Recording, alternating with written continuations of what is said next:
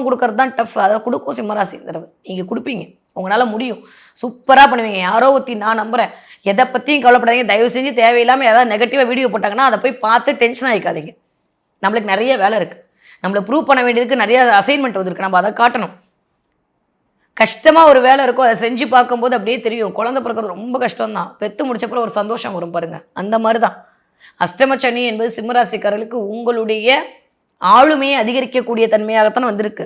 இதெல்லாம் கூட என்னால் பண்ண முடியும் அப்படின்னு நீங்கள் சமுதாயத்திற்கு காட்டக்கூடிய தன்மையாக தான் இந்த மாதிரியான துன்பங்கள் உங்களுக்கு கொடுக்கப்படுது. அதை மட்டும் ஞாபகம் வச்சுக்கோங்க. மற்றபடி ஐயோ வந்துருச்சு, அது போச்சு, இது போச்சு, வேலை பிரச்சனை, யோசிக்கவே யோசிக்காதீங்க. பாஸ் இஸ் ஏ பாஸ், அவ்வளோதான். சிங்கம் சிங்கம் தான். நீங்களே இப்படி சோர்ந்து போயிட்டு அப்புறம் நாங்களாம் என்ன பண்ணுறது? அதனால் சிம்மராசிக்காரர்கள் எதை பற்றியும் கவலைப்பட வேண்டிய அவசியமே இல்லை.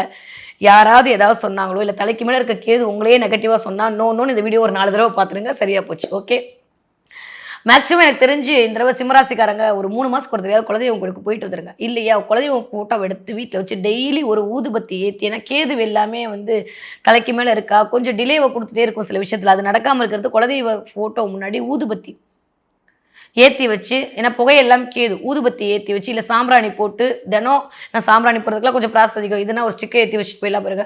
நமஸ்காரம் மட்டும் உங்கள் வேலையை நீங்கள் தொடங்கி வீட்டில் இருந்தாலும் சரி, வெளியில் இருந்தாலும் சரி, ஆஃபீஸ் போகிறவங்களா இருந்தாலும் சரி, பிஸ்னஸ் பண்ணுறவங்களா இருந்தாலும் சரி, சிம்மராசிக்காரர்கள் இதை மட்டும் செய்து பாருங்கள். முடிஞ்ச அளவுக்கு ஏதாவது ஒரு ஜீவசமாதி போய் வழிபாடு பண்ணுங்கள்.